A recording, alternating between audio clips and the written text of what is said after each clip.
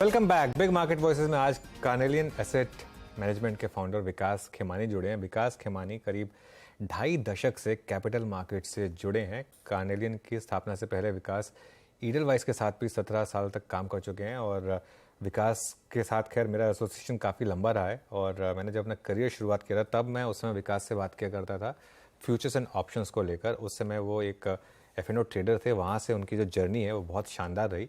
उसके बाद वो ईडलवाइस में काफ़ी सीनियर पोजीशन पर पहुंचे और अब यहाँ पर अपनी खुद की एक एसेट मैनेजमेंट और काफ़ी एक आउट परफॉर्मिंग फंड को लीड कर रहे हैं। विकास, गुड मॉर्निंग। बहुत बहुत शुक्रिया आज CNBC आवाज़ के साथ जुड़ने के लिए। इस टफ मार्केट के फेस को आप किस तरीके से नेविगेट कर रहे हैं? गुड मॉर्निंग अनुज, धन्यवाद बहुत बहुत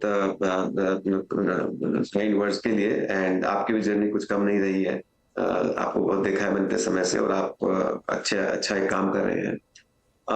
जहाँ तक मार्केट का सवाल है, I think Anuj market India तो काफी पॉजिटिव हूँ। एक थोड़ा कंसोलिडेशन का फेज चल रहा है, वो अच्छी बात है। मार्केट्स में कभी भी कोई कंसोलिडेशन का फेज रहना चाहिए। बट मैं मीडियम टर्म और लॉन्ग टर्म से देखो तो मुझे भारत की जो अपॉर्चुनिटी है बहुत अच्छी लगती है। मुझे उसमें कोई दो राय नहीं है। चूंकि हालांकि शॉर्ट टर्म में जो थोड़े से इन्फ्लेशन को लेके, इंटरेस्ट रेट्स को लेके, ग्लोबल मार्केट्स में इंटरेस्ट रेट्स बढ़ रहे हैं, उनको लेके थोड़ी सी एक चिंता का विषय बनाया हुआ है। उसके वजह से हो सकता है थोड़ा बहुत करेक्शन आ जाए। मैं कोई मार्केट में बहुत कोई क्राइसिस जैसी सिचुएशन नहीं देखता हूँ। कोई डीप करेक्शन आया ऐसा कोई सिचुएशन अभी तक तो नहीं लग रही है। हाँ बिल्कुल, अगर कोई रिस्क आएगी तो वो विश्व बाजारों से आएगी। उसका इम्पैक्ट सारे दुनिया के सभी बाजारों पे होगा। पर मुझे ऐसा लगता है कि इस बार जो इंडियन इकोनॉमी पे उसका इम्पैक्ट दूसरे बाजारों के इकोनॉमी की वजह कम होगा, क्योंकि हमारी इकोनॉमी अभी काफी वेल बैलेंस्ड है, काफी वेल प्लेस्ड है।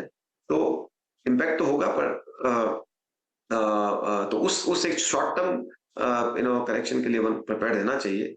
बाकी मुझे medium term to long term में कोई चिंता का विषय नहीं लगता है। विकास, तो लेकिन ये वाला जो फेज है इसमें किस तरीके के पोर्टफोलियो चर्न्स करने चाहिए इन्वेस्टर्स को? क्या कुछ सेक्टर्स हैं जहां थोड़ा सा कॉशियस होना चाहिए, जो एक हाई इंटरेस्ट रेजिम अगर लंबे समय तक रहने वाला है? जो आपका एक्सपीरियंस रहा है पिछले 25 सालों का, उसके हिसाब से अगर कुछ निकल कर आ रहा है कि कौन से थीम्स या सेक्टर्स अवॉइड करने चाहिए इस मार्केट में, कौन से सेक्टर्स या थीम्स पर निवेश बढ़ाना चाहिए? बिल्कुल एक ये कहना चाहूंगा कि जहां जहां भी एक्सुबरेंस है, यूफोरिया है, जो काफी पॉकेट्स में है, specially small mid cap space में, यहाँ पे हमको सबको लगता है कि ये बहुत ज्यादा हो रहा है, वहां पे बिल्कुल कॉशियस और सावधान रहने की जरूरत है। कुछ सेगमेंट है जहाँ पे लगता है कि मैं ही नहीं कह रहा हूँ कि वो अपॉर्चुनिटीज बड़ी नहीं है, पर क्या होता है कि जब जब मार्केट एक बुल मोड में होता है, एक्सेसेस बिल्ड हो जाते हैं। और जो जो एक्सेसेस जाते हैं उसके बाद पता चलता है कि हम लोग क्या सोच रहे थे, ये तो होना ही था।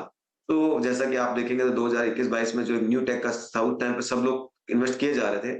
और अभी जब हैंडसेट में सोचते तो लोग, हम लोग ही पूछेंगे अरे उस टाइम सब लोग क्या सोच रहे थे, पर लोग ले रहे थे। तो ऐसा ही आज की सिचुएशन में भी होगा। ऐसे काफी सेगमेंट है, सब सेगमेंट है जहाँ पे थोड़े से एक्सेस बिल्ड हुए हैं, उनसे केयरफुल रहना चाहिए। अगर आप उनमें इन्वेस्टेड है तो आप उनमें निकल सकते हैं।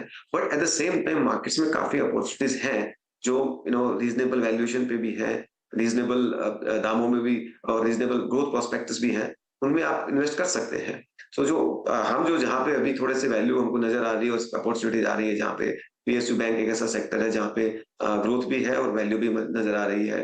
फार्मास्यूटिकल ऐसा सेक्टर है जहाँ पे 10 साल के बाद थोड़ा एक अच्छा माहौल बनते हुए नजर आ रहा है और ग्रोथ का माहौल बनते हुए नजर आ रहा है।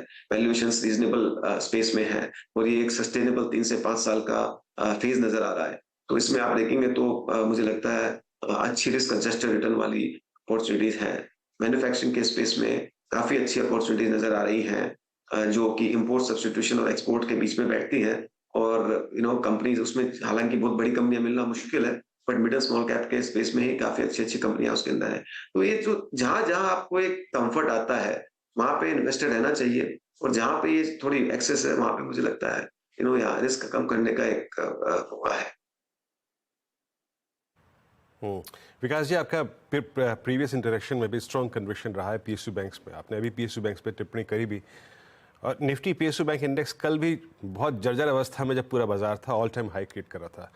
अभी यहाँ कमिटेड रहे, बैठे रहे। और एक और बात का, क्या फ्रेश एडिशन की गुंजाइश है सर PSU बैंक्स में, लाइक कैनरा बैंक? आप इंडिविजुअली कमेंट नहीं करेंगे, बट क्या फ्रेश एडिशन की गुंजाइश है इन लेवल्स पे?